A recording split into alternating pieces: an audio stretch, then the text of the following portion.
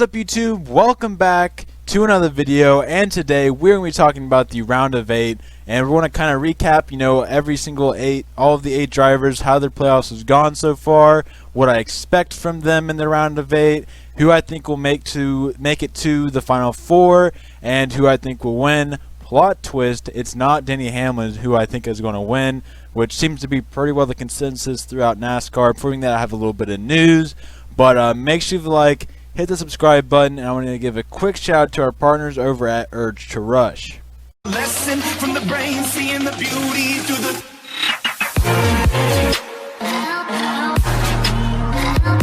Thank you, Urge to Rush, for being such great partners. And before we get into today's video, I want to give a quick kind of spotlight to a little situation. A lot of people have been saying that Stewart-Haas and Go Fast Racing intend to kind of grow together, or I don't know what that really means, kind of make their partnership a little bit more lucrative between Stewart-Haas and Go Fast Racing. That made a lot of people think that Corey LaJoie was going to be out and Cole Custer would replace him, but a report from Adam Stern suggested that that is not the case. But Corey LaJoie will be staying in that 32 car, which thus implies, unless Daniel Suarez gets kicked out, which is still not confirmed, that he will be in that 41. It looks like Cole Custer will be spending yet another year in the Xfinity Series, and my thoughts on that is, I don't know. I think he's ready. I think, especially if he wins the championship this year, which he has a high chance of doing, he's done just about everything he can accomplish in the Xfinity Series, and he should be ready for the Cup Series. But I mean, I guess the more experience, the better. That's something that, maybe once he finally gets into the Cup Series, you won't have to see him hit as much of a rookie wall as all the other rookies. But I am kind of sad that we're not going to see a Cole Custer, Tyler Reddick, and Christopher Bell, all three of those guys going for Rookie of the Year. To be fair, we are seeing Tyler Reddick and Christopher Bell, but seeing all three of those guys go for the Rookie of the Year would have been probably one of the more interesting Rookie of the Year races in recent memory. So yeah, that's really all I got for that. And also, down below in the description, below all the partners, I am now adding my Twitter. I am going to try and be more active on there, and be sure to go follow that. I'll be posting when all my videos are up and all that stuff, so be sure to go follow that. And without further ado, let's get to the main topic of today's video. As you can see right here is your playoff grid. We currently have Kyle Busch, Truex Jr., Hamlin, Logano. I don't know why I just started saying their last names, but y'all know their last names. Harvick, Elliott, Larson, Blaney, in that order. Kevin Harvick is 2 points below the cutoff line, despite his really good season.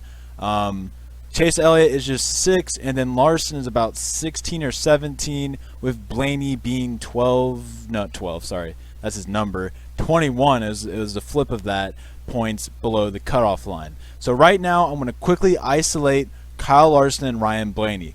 Both of those guys have to win to get to Homestead. Larson, maybe, if he just goes full sicko mode, if you will, if he just goes crazy, yes. I mean, and same with Blaney. If they both just go top 5 in every stage, top 5 in every, just of all 3 races, just as it never leaves the top 5, maybe they can point their way in. Maybe if they don't do that, they can maybe point their way in if there's just an insane amount of mechanical failures. If Logano or Hamlin just tank, something like that, there would have to be some unforeseen stuff happening that we don't really expect from Larson or Blaney, or from one of the guys that we expect to make it in. So those two, I'm counting them out right now. Would I be surprised if either Larson or Blaney were able to, with their talent, get a win or somehow point their way in? No, I don't see them right now doing that. I think they've just got too much of a hole. But just being here, honestly, for both of them is a pretty good. I mean, Larson's never been here. I think Blaney made it 1 year with the 21. So it's definitely a good sign for them. But I don't see either of them making it to the Final Four. Again, I could be wrong. I mean, anything can happen with this system. But right now, I only see them, they have to get a win to get to the next round. Now we got Chase Elliott, my favorite driver. As you can tell, he is 6 points out, so it's obviously very possible for him to point his way in, and I could see him doing that. It's definitely very possible, but I don't expect it. Like I said, my expectations for this is he's going to have to win, but I see him winning. I see him getting a win at Martinsville. If he doesn't get it at Martinsville, I could see him getting at ISM. ISM has been a pretty good track for him. He almost won back in 2017, I believe it was. It was whatever year that the Denny Hamlin situation happened. It'd be 2017 because it'd be the year before last. But I see Chase Elliott. I don't see him pointing his way in. It could happen. I mean, all three tracks really have been historically good tracks. Texas he's been okay at, but ISM and Martinsville are two tracks he's historically really. Martinsville's been his best track maybe, other than Dover, I would say, and obviously the Glen. He's been really his best track, but other than the Glen and Dover, Martinsville has been the third best track that Chase has gone to. I mean, he showed speed earlier in the year. He's always seems to be in the mix at Martinsville. So Martinsville, I think he's going to finally break through, if I could speak English, and get that win and make it to the championship. If not there, I think Chase Elliott, we've already seen him twice now this year where he has just been he's been hungry, he's been, aggressive. Not really aggressive, but he's been a desperate Chase Elliott is a scary Chase Elliott. There we go. That's the word I'm looking for. Desperate to get into the next round, and I would not put anything against him. And I think he's going to get that win this weekend at Martinsville. So I'm going to go ahead and advance Chase Elliott into the Final Four. Our next guy, Kevin Harvick, driving the 4 car. He's been kind of uncharacteristically quiet this playoffs. Generally, when he gets to the playoffs, that's when he's really turning it on, and he hasn't been bad by any stretch of the imagination, but he's just been quiet, and that's not something that I'm used to from Kevin Harvick. And I think this is where his playoff journey is going to end. I think he can get a win at ISM. That's obviously he's pretty well the best driver at that track. That is his playground, ISM, so he definitely can get a win there. I wouldn't doubt it and get in. But as of right now, I think he is not going to make the playoffs, and that is simply because of Chase Elliott winning. If Chase Elliott does not get a win, I think Kevin Harvick will point his way in or get a win to make it to the Final Four. So if Chase Elliott doesn't win, Kevin Harvick is in. But assuming that Chase Elliott wins as I predict, Kevin Harvick will not make the Final Four. And it's unfortunate because he definitely didn't have the best of starts to the season, whether it was his own fault or his crew's fault. Didn't have the best start to the season. He turned it around, but just like I said, during the playoffs, he's just kind of been quiet, and I don't expect to really see that change anywhere else but ISM. But definitely don't count against him or anything like that, and we'll see how it goes. But Kevin Harvick, right now, I got him out, and he'll be my third driver out. Now, Joey Logano is somebody who I don't think will get in besides a win. I don't think he'll point his way in despite being 2 points above Kevin Harvick right now, and I don't really see him getting a win. I mean, his team, whether it be their fault or not, made a lot of mistakes in the round of 12, and just kind of the, run or they don't really have much momentum behind them. I don't know. Just kind of the bad luck they've been having over the past few weeks. I don't see that stopping. I mean, obviously he can turn it around, and I could be wrong. But Joey Logano, I think, is going to be he's not going to be able to point his way in due to his performance. Not really the best tracks for Joey.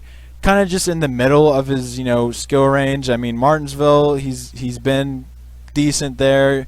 I think he obviously had a good race last year. He actually won there last year, but Martin Truex kind of deserved that. We won't get into that, but Martinsville is probably his best track out of the next 3 races coming up. Texas, I don't really remember much from him at Texas or ISM, but not the best tracks coming up, combined with just kind of the bad luck they've been having in the round of 12. I mean, there's no reason they should have been, in danger. They had a huge cushion, but just kind of the luck they've been having recently, combined with not the best set of tracks for him coming up, I think is going to get him out of the playoffs, and that is this is my 4th driver out. So as you can tell, I got all 3 Gibbs cars advancing, which I'll get into in just a second. But Joey Logano, it's been a great season, and obviously, as I've said for everybody else, don't count them out. I mean, with this playoff system, anything can happen truly, but I think Joey Logano is his playoff journey is over, as I said with Harvick.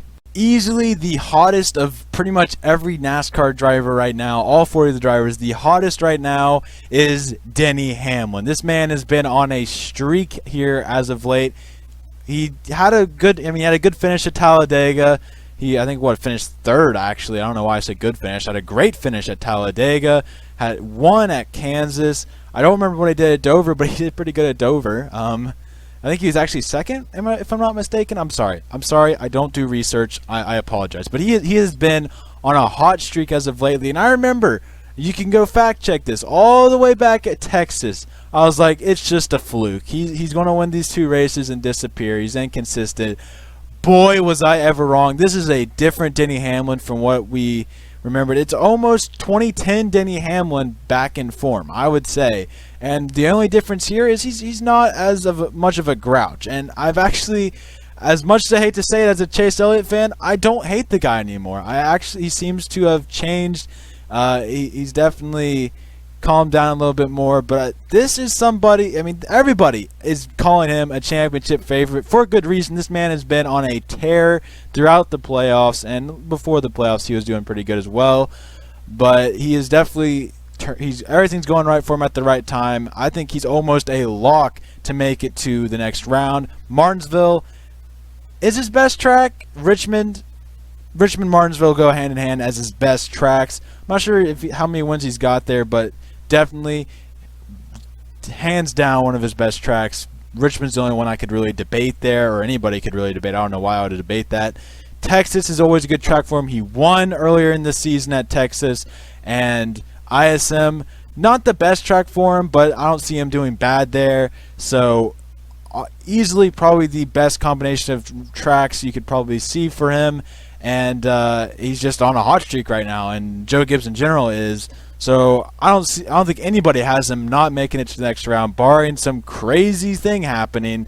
But he's got a lot of playoff points, so even if he has a bad race at ISM or for whatever reason Texas or Martinsville, he's got that cushion for him. So Denny Hamlin definitely making it to the not definitely, but I would definitely almost confirm that he's going to make it. I'm literally 99% sure he's going to make it to the championship, and for good reason. If Denny Hamlin wins this championship, I'm going to applaud him, because he's definitely, I don't know if he's the most deserving, he's definitely one of the most deserving of the championship. So shout out to Denny Hamlin. I never thought I'd be saying this, but he's a great driver. I mean, I knew I'd be saying that because he's a great driver. But Denny Hamlin making it to the championship 4, and he's got a lot coming up for Homestead. I'm going to kind of get into my Homestead predictions here in a little bit.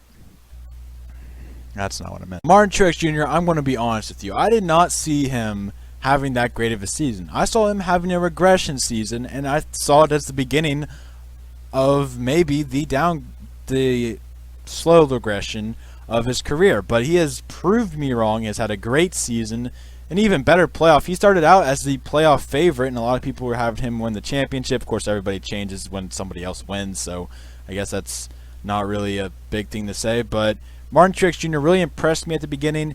He didn't really cool off per se, but he hasn't. I mean, comparative to how he was at the beginning of the playoffs, he has cooled off, but he's still definitely hot. And he had a great race at Kansas. Obviously, not good at Super Speedway, so Dega wasn't the best race for him. And Dover, I mean, I don't know how much better you can do there. But, yeah, so definitely great driver, great season for him. And I fully expect him to make the championship. Martinsville is, I mean, it's a great race. He's never won there. But now that I think of it, he's always been up front. He's always had a fast car there, so I expect him to do well. Going to Texas, he's good at mile and a halves in general. Joe Gibbs is good at mile and a halves. I expect him to be fine there. ISM, I'm not sure that's always been his best track, really, but it's, he's good there. He's sufficeable. I don't know if he'll get a win in this round, but I think he'll definitely be able to point his way in, especially with that cushion he has on the rest of the field. I think he'll easily point his way into the championship. All right, so now we got this guy. And I think at the beginning of the season, just about everybody had this guy winning the championship. Don't worry, I'm going to tell you, I have him not winning, but making the championship. A lot of people had him as just running away with this championship, and then he cooled off. He has been, I mean, Kentucky was really the last race we saw him go ham, if you will. I mean, this really was his last Kyle Busch-esque race, and he didn't even win the race. He has been, it's not a slump because he's been doing good. For Kyle Busch, though, it has been a slump. And I don't know if he's going to turn it around. Definitely had a great car at Kansas, finished third there, had a great race there for him. Maybe that's the sign of him turning it around. But, I mean, he has been quiet. He's obviously making the championship. He's not going, I don't think he's going to win. I'm just going to spoil that one for you. But I think he's going to make the championship. Obviously, he's pretty well good at just about every track, so I don't see him. And he has a cushion about that big, so I think he'll easily point his way into the championship. But there was a brief moment in that last race at Kansas that he did look like if he had an actual issue, he had to go back down pit road.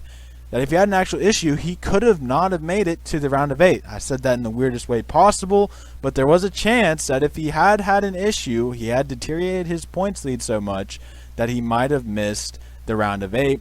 Obviously, the issue did not come to fruition, and he finished third, so that wasn't the thing. But if he has a terrible round of 8, he might just get kicked out. But I see him making it in, and so we have to recap. Our final 4 is the 3 Joe Gibbs cars and Chase Elliott. Now that sounds a little fishy because I'm wearing a Chase Elliott hat right now.